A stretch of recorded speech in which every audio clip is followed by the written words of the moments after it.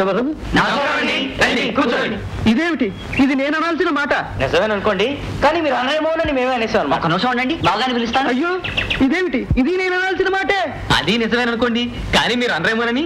ఉండండి, పిలుచుకొచ్చేస్తాను. వద్దు బాబు, నా మాటలన్నీ మీరు అనేయకండి. మీరు వెళ్ళి కూర్చోండి, నేను వెళ్ళి బావగారిని పిలుచుకొచ్చేస్తాను.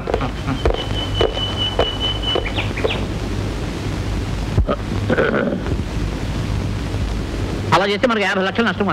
ఎలా చేస్తే బాబా?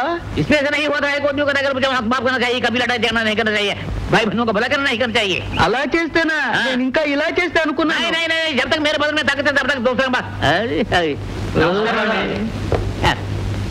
ఎవరు? మాది విశాఖపట్నం అండి. కావచ్చు, తప్పులేదు. మీది విశాఖపట్నం అయితే నేనేమిటయ్యా చేసేది? నేను సీత మావయ్యలో అండి. కావచ్చు, తప్పులేదు. నువ్వు సీత మావయ్య అయితే నేనేమిటయ్యా చేసేది? ఇంతకీ ఎవరో సీత? సూర్యం గారు అమ్మాయి. కావచ్చు, తప్పులేదు. సూర్యం గారు అమ్మాయి అయితే నేనేమిటయ్యా చేసేది?